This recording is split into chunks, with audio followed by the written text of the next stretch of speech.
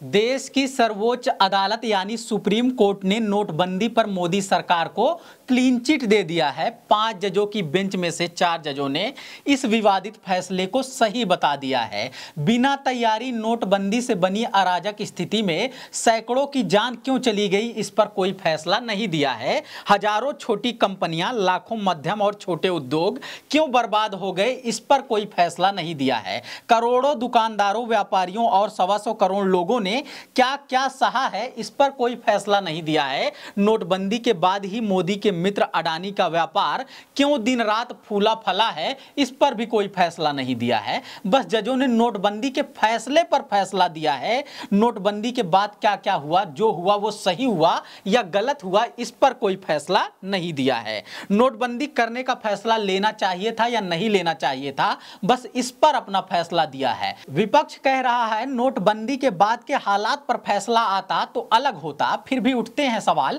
कि फैसला कितना अलग होता। जितना राफेल मामले और पेगासस मामले पर मिला था न्याय, उतना ही न्याय दिया जाता। छावला गैंगरेप पीड़िता के परिजनों को जैसे दिया गया था सुप्रीम कोर्ट में न्याय, उतना ही इन पीड़ितों के साथ न्याय किया जाता। जब अलग नहीं है न्यायपालिका के तमाम जज, तो कुछ भी होता, फैसला कैसे अलग आ जाता। नमस्कार, मैं समरराज बोलता हिंदुस्तान में आपका स्वागत है।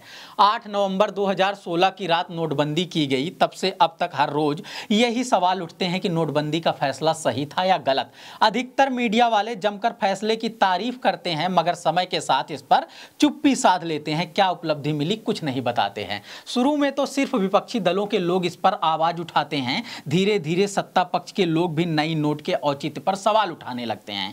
काला धन खत्म होने का सपना दिखाया जा रहा था, मगर जब आरबीआई के रिपोर्ट के आधार पर 9,21,000 करोड़ रुपए लापता बताए जा रहे हैं, तब भी ना सरकार की तरफ से कोई सफाई आ रही है, ना मीडिया के लोग इस पर सवाल उठाते हैं। नक्सलवाद और आतंकवाद की रीढ़ टूट जाने का दावा किया गया था, मगर आंकड़े उठाकर देख लीजिए कितनी संख्या में निर्दोष नागरिक और सैन्य बलों के लोग अब भी जान गंवाते हैं। डिजिटल इंडिया का सपना दिखाया गया था, मगर डिजिटल फ्रॉड जब सबसे बड़ी समस्या बन गई तो ना उस पर रोक लगा पा रहे हैं और ना ही कोई ठोस कदम उठाते हैं। ऐसे में विपक्षी दलों के लोगों के साथ साथ सरकार के विपक्ष होने की अपनी भूमिका समझने वाले कुछ एक पत्रकार जब सवाल उठाते हैं, तब उन्हें कोई ठोस जवाब नहीं दिया जाता। उल्टा उन्हें ही एंटी नेशनल बता दिया जाता है, उन्हें देश के विकास में बाधा डालने वाला बता दिया जाता है, उन्हें विरोधी देशों का हमदर्द बता दिया जाता है। नोट में चिप लगी होने की बात करते थे जो पत्रकार, नैनो टेक्नोलॉजी की बात करते थे जो पत्रकार, उन्हें बड़ा पत्रकार माना जाता है। समय समय पर इंटरव्यू दिया जाता है,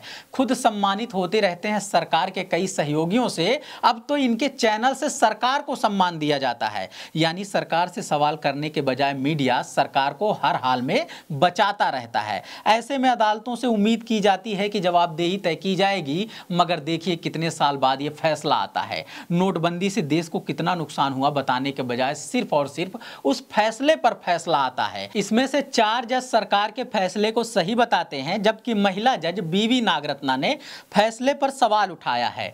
प्रक्रिया का पालन न करने की वजह से नोटबंदी के फैसले को गैर कानूनी बताया है। हालांकि जस्टिस नागरत्ना की असहमति से नोटबंदी पर फैसले में कोई बदलाव नहीं आएगा। वैसे पूरी की पूरी बेंच अगर नोटबंदी के फैसले के खिलाफ अपना फैसला देती, तब भी क्या बदलाव आ सकता था। जस्टिस डिलेड मतलब जस्टिस डिनाइड वाली कहावत सबको पता है। सालों साल तक ये सिस्टम क्या कर रहा था, और इस मामले में तो याचिकाकर्ताओं को उतना ही न्याय मिला है जितना राफेल मामले में मिला था, जितना पेगासस के मामले में मिला था, या कहीं जितना छावला गैंगरेप पीड़िता के परिवार को मिला था। जब सरकार के पास सफाई देने के लिए कुछ नहीं बचा था, तब अदालतों ने उनका बचाव किया था।